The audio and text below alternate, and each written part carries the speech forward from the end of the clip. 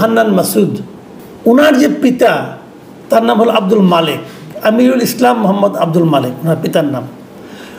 ওনার পিতাকে ওই এলাকার একটা বড় মাদ্রাসায় বিদ্যুৎসাহী সদস্য বানানো হয়েছে। এখন ওনার পিতা কি বিদ্যুৎসাহী সদস্য হওয়ার যোগ্য না, এটা নিয়ে আমাকে নিউজ করতে হচ্ছে কেন? এটা নিয়ে নিউজ করতে হচ্ছে এই কারণে যে এই আব্দুল হান্নান মাসুদ নিজেই বলেছিলেন যে তার পিতা একটা এরকম মাদ্রাসার সহকারী শিক্ষক ছিলেন। তারপর সম্প্রতি তিনি অবসরে গিয়েছেন এবং অবসরে যাওয়ার পর তিনি মানে আপনার পেনশনের টাকাটা তুলতে পারেন না, উৎকোচ দিতে হবে বলে। তাদের ঘর খুবই জরাজীর্ণ। তার মানে অর্থনৈতিকভাবে তারা এলাকার সবচেয়ে মানে অসচ্ছল পরিবারগুলির মধ্যে একজন। তাহলে সেই অসচ্ছল পরিবারের যে ব্যক্তি, তারা ভাই, কয়েক ভাই, 4 ভাই, তার ভাইয়েরা ঠিকমতো পড়াশোনা করতে পারে না, টিউশনি করতে হয়েছে। এই যে ঘটনাগুলো, এই যে কথাগুলো উনি বলেছেন, এগুলি বলার মাধ্যমে কিন্তু উনি মানুষের কাছে বড় হয়েছেন। মানুষ ভেবেছে যে না ঠিক আছে, এ এখন অনেক স্ট্রাগল করে এই জায়গায় আসছে, এবং এই যে স্ট্রাগল করে আসা এটাকে মানুষ কিন্তু অনার করেছে। আসলে এই ঘটনা থেকে এই বিষয়টা স্পষ্ট যে আমি কিন্তু এখানে হান্নান মাসুদকে খুব একটা দোষ দিই না। এই কারণে উনি নিশ্চয়ই করতে বলেননি, আর যদি বলেও থাকেন তাই বা ওনারা করবেন কেন, এটা একটা দিক। আর দ্বিতীয় দিকটা হলো স্কুল কর্তৃপক্ষই বা কেন করতে চাচ্ছেন ওনার পিতাকে এই বিদ্যুৎসাহী সদস্য? কারণ একটাই, ওনারা ভেবেছেন হান্নান মাসুদ এই মুহূর্তে গুরুত্বপূর্ণ ব্যক্তি। এই মাদ্রাসার পক্ষ থেকে ওনারা যদি কখনো উপরের দিকে যান, যদি হান্নান মাসুদের রেফারেন্স নিয়ে যান অথবা হান্নান মাসুদের পিতাকে নিয়ে যান, তাহলে হয়তো কাজ হতে পারে। মানে এই যে মানসিকতাটা, আমি কিন্তু এই মানসিকতাটা সমালোচনা করছি। এই মানসিকতাটা কেন গড়ে উঠেছে, কেন গড়ে উঠে, মানুষ কেন ভাবে একজন গুরুত্বপূর্ণ লোক তার বাবাকে যদি আমি ইউজ করতে পারি? যে কথাটা নাকি আমরা শুনেছিলাম আসিফ মাহমুদ সজীব ভুঁইয়া বলেছিলেন যে সহজে কাজ পাওয়ার জন্য ঠিকাদাররা তার বাবাকে নিয়ে এই লাইসেন্স করিয়েছিল। মানে তার বাবাকে সামনে রেখে ঠিকাদাররা পেছন থেকে কাজটা পাওয়ার উদ্যোগ নিয়েছিল। আসিফ মাহমুদ সজীব ভুঁইয়া সেজন্য ক্ষমা চেয়েছিলেন। কার জন্য ক্ষমা চেয়েছিলেন? বাবার হয়ে ক্ষমা চেয়েছিলেন। কিন্তু যে ঠিকাদার এই কাজটা করেছিল তার বিরুদ্ধে কোনো অ্যাকশন নিয়েছিলেন? নেননি। সমস্যাটা কিন্তু ঠিকাদারের। তারা যদি আগ্রহী হয়ে না আসতো, আসিফ মাহমুদের বাবা নিশ্চয়ই বলতো না যে কোন কোন ঠিকাদার আমার কাছে আসবা, আসো, আমি তোমাদের নিয়ে যাই। ঠিকাদাররাই ওনাকে প্রথম লোভ দেখিয়েছিল, উনি লোভে পা দিয়েছিলেন। এই তো ঘটনাটা ঘটেছিল। তো এখানেও মালিক সাহেব কী কারণে বিদ্যুৎসাহী সদস্য হলেন? হতে পারেন উনি হয়তো ভেবেছেন যে ঠিক আছে, আমি মাদ্রাসা সারা জীবন চাকরি করেছি, দেখে এর জন্য কিছু করতে পারি, এটা একটা মানসিকতা হতে পারে। কিন্তু আমার তার চেয়ে বড় প্রশ্ন হলো এই মানসিকতার পেছনে যে চিন্তাটা কাজ করেছে, সেই চিন্তাটা তো অনৈতিক। একটা মাদ্রাসা ততটুকু অনুদান পাবে, ততটুকু সুযোগ পাবে যা নাকি তার পাওয়ার যোগ্য। তার জন্য একজন লোককে এরকম ক্ষমতাবান ব্যক্তির পিতাকে বিদ্যুৎসাহী সদস্য বানাতে হবে কেন? এবং হান্নান মাসুদ নিজেরও বিভিন্ন কর্মকাণ্ডের মাধ্যমে নিশ্চয়ই সেরকম একটা নমুনা, সেরকম একটা ধারণা সবাইকে দিয়েছেন যে আমার মাধ্যমে কিছু হলে আমি হয়তো করতে পারবো। এবং উনি বলেছেনও কিন্তু বিভিন্ন সময় যে ওরা এলাকায় কী কী সুযোগ সুবিধা নেয় হাতে হাতে, এবং সেই সুযোগ সুবিধাগুলি উনি যাওয়ার পর ওই ফেরির ব্যবস্থা, অমুকের ব্যবস্থা, রাস্তার ব্যবস্থা উনি করে দিয়েছেন।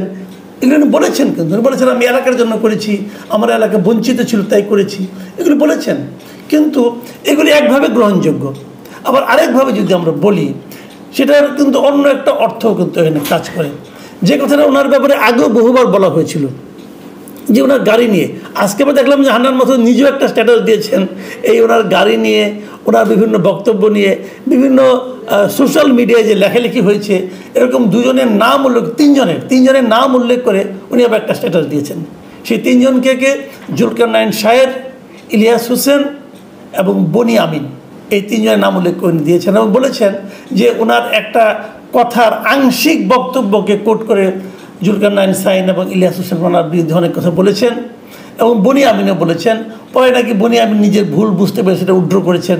সেই জিনিসটা কি, সেই জায়গাটা একটু বলি।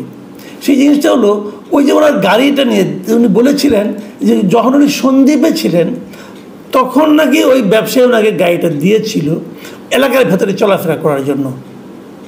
কিন্তু সবাই যেভাবে নিউজটা করেছে তাতে মনে হচ্ছিল যে ওনাকে গাড়িটা সারা জীবনের জন্য দেওয়া হয়েছে। উনি নাকি বলেছেন যে সারা জীবনের জন্য না, কেবল এলাকায় যে কদিন চলাফেরা করবেন সেই সময়ের জন্য তাকে গাড়িটা দেওয়া হয়েছিল।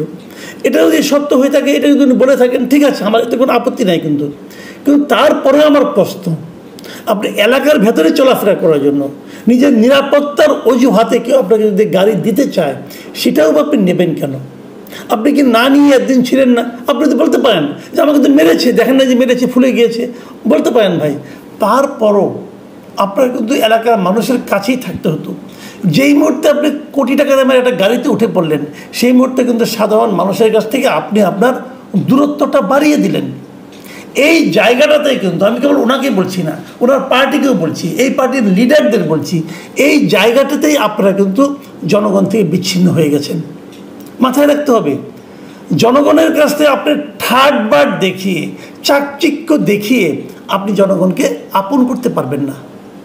জনগণকে আপন করতে হবে এমনভাবে যে আপনি জনগণেরই মানুষ, আপনি একজন জনগণ, আপনি তাদেরই মানুষ, এইভাবে নিজেকে প্রমাণ করতে হবে। তাই যদি করেন তাহলে সেক্ষেত্রে আপনার নিরাপত্তার জন্য আর বডিগার্ড রাখতে হবে না, এই জনগণই আপনার বডিগার্ড হয়ে যাবে। সেই জায়গাটাতে নতুন দলটা প্রথমেই ভুল করে বসে আছেন। বড় জায়গায় অফিস নিয়েছেন, বড় জায়গায় ইফতার পার্টি করেছেন, অনেক খরচ করে আপনার সমাবেশ করেছেন। এগুলি যতই আপনারা করতে থাকবেন ততই আপনার জনগণ থেকে বিচ্ছিন্ন হয়ে যাবেন। অথচ দেখেন, আপনাদের উত্থান কিন্তু এই জনগণের মাধ্যমে, জনগণের মধ্যে থেকে। কাজেই জনগণকে নিয়ে চলুন, বাবা মাকে, পরিবারকে সতর্ক করুন, নিয়ন্ত্রণ করুন, যে তোমরা আগের চেয়েও বিনয়ী হও, আগের চেয়েও নিজেকে নিয়ন্ত্রিত রাখো। বাহাদুরি দেখানোর জন্য না, যে জিনিসটার বাহাদুরি ওটা দেখাবেন সেটা তো খুব ক্ষণস্থায়ী বাহাদুরি, কয়দিন এই দাপট থাকবে, কোনো বিশ্বাস নেই। কিন্তু আমি ওনাদেরকে পছন্দ করি, বিশেষ করে এই হান্নান মাসুদকে তো আমি খুবই পছন্দ করি, আমার খুব পছন্দের ছেলে সে। তো আমি হান্নান মাসুদকে ব্যক্তিগতভাবে বলবো, আপনার ফ্যামিলিকে, আপনার বাবা মাকে বোঝান যে জনগণকে পেতে হলে থার্ড বার দেখানোর কোনো প্রয়োজন নাই। কেউ কিছু দিতে চাইলেও এখন আর নেওয়া ঠিক হবে না, উপহার দিতে চাইলেও নিয়েন না, এই উপহারে আপনার পেট ভরবে না, মাঝখান থেকে বদনামটা হবে। রাজনীতি করতে আসছেন, বড় পিচ্ছিল এই পথ, রাজনীতির পথ, সেই পিচ্ছিল পথে সাবধানে হাঁটতে হবে। সেদিন একটা ছবি দেখলাম ফেসবুকেই, কেউ দেখিয়েছে যে হান্নান মাসুদের বাড়ির সামনে যাওয়ার জন্য এত কাদা, সেখানে ইট বিছিয়ে 2-3টা করে ইট, এই যে আমরা গ্রামে করতাম না, বর্ষাকালে 2টো ইট বিছাতাম, আবার এক কদম পরে আরও 2টা ইট বিছাতে হেবে ইটের পা রেখে রেখে যাইতাম। তো ওইরকমভাবে ইট বিছানো হয়েছে। কেন? এই পিচ্ছিল পথটাকে যাতে নাকি ওই রাস্তায় যেতে যেতে যাতে নাকি পিছলে পড়ে না যান। তো বাড়িতে যাওয়ার সময় যদি পিছলে পড়ে যাওয়া থেকে সতর্ক থাকতে পারেন, রাজনীতির পথেও আপনি সেরকম সতর্কই থাকতে হবে। প্রিয় দর্শক, এখন এই পর্যন্তই। আল্লাহ হাফেজ।